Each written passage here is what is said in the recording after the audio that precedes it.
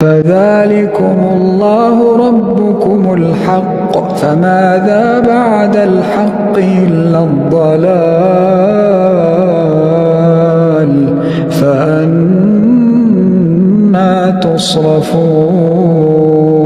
كذلك حقت كلمة ربك على الذين فسقوا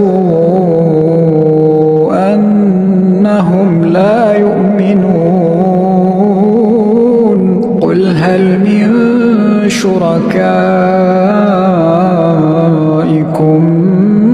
من يبدأ الخلق ثم يعيده، قل الله يبدأ الخلق ثم يعيده فأنى